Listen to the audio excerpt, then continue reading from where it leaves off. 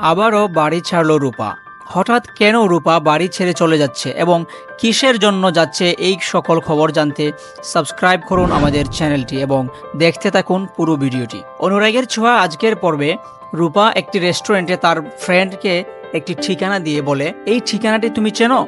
লোকটি বলল, না আমি চিনি না। তারপর দীপা বলল, তোমার গাড়ি আছে, ড্রাইভ করতে পারবে? লোকটি বলল, অবশ্যই। তখন তারা গাড়িতে করে চলতে লাগলো।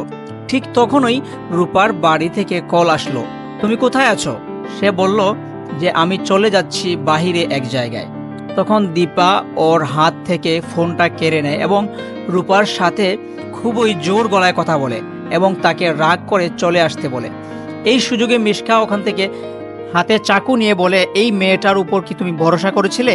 এই মেয়েটার উপর ভরসা করে তুমি এত বড় একটা কাজ নিয়েছিলে? কাজটা আর সফল হচ্ছে না তোমার। তখন দীপা বলে যে না, আমাকে কাজটা করতেই হবে।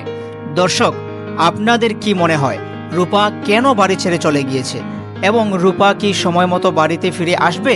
এর উত্তর পেতে দেখে আসুন আমাদের পরবর্তী ভিডিওটি। এই ছিল আজকের পর্বে।